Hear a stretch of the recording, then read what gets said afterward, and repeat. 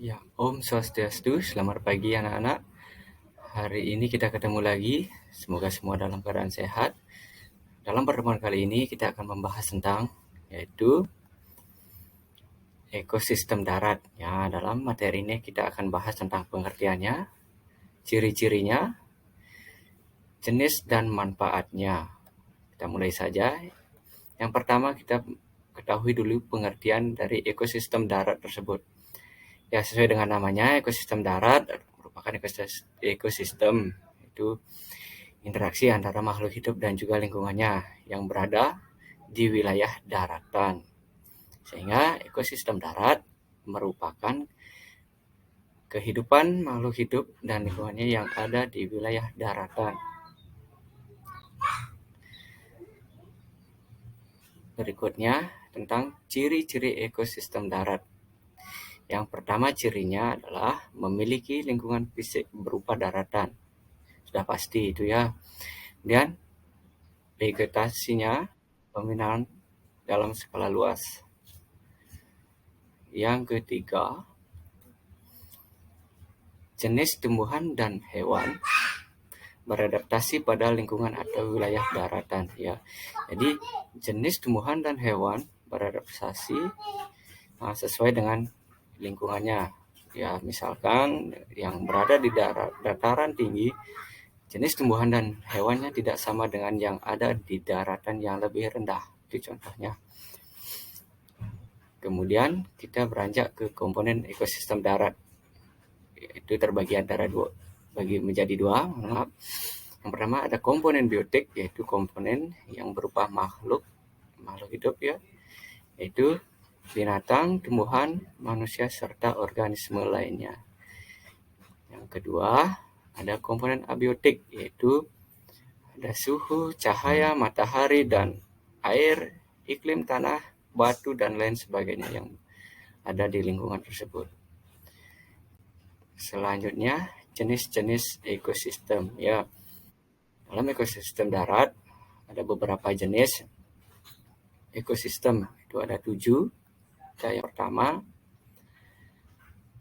bioma hutan gugur, itu yang terdapat di daerah yang memiliki 4 musim ya, seperti musim dingin, musim semi, dan musim gugur pastinya. Kemudian ada bioma sabana, itu ekosistem darat yang berupa padang rumput yang diselingi oleh beberapa pohon saja seperti pada gambar ya. Kemudian bioma tundra. Bioma tundra ini bisa dikatakan sebagai bioma yang paling dingin ya, misalkan berdekatan dengan gunung es seperti pada gambar ya. Di sana suhunya lebih dingin dari bioma sebelumnya. Lanjut yang kelima yaitu bioma gurun. Seperti anak-anak pernah lihat, bioma gurun merupakan bioma yang mempunyai ukuran sangat luas dan sifatnya tandus ya, seperti di gambar ini banyak padang pasirnya di sana, tidak ada tumbuhan. Terus sedikit sekali tumbuhan, itu pun tumbuhan yang bisa hidup tanpa memerlukan banyak air. Yang kelima yaitu bioma taiga. Ini berada di wilayah daerah iklim subtropis dengan daerah yang memiliki iklim kutub ya.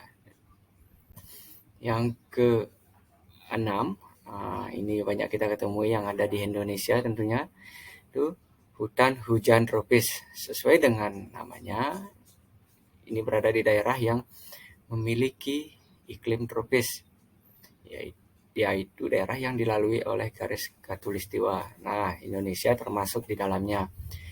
Karena pulau di Indonesia ada beberapa yang dilalui oleh garis khatulistiwa. Dan yang ketujuh, yang terakhir, nah, padang rumput ini juga terdapat wilayah sama seperti sabana yang tadi kita jelaskan, yang mempunyai iklim tropis.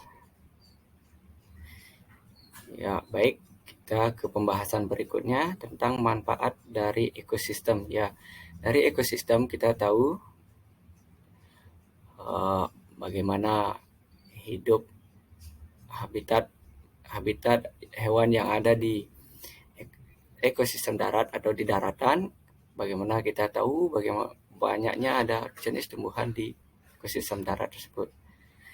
Nah, selain itu, ekosistem darat juga mencerminkan bahwa memang benar ekosistem darat tersebut itu memang ada. Nah, sekian.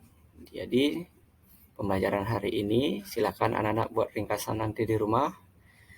Kita akan ketemu di besok hari. Kita akhiri dengan Parame Santi. Om Santi, Santi, Santi. Om.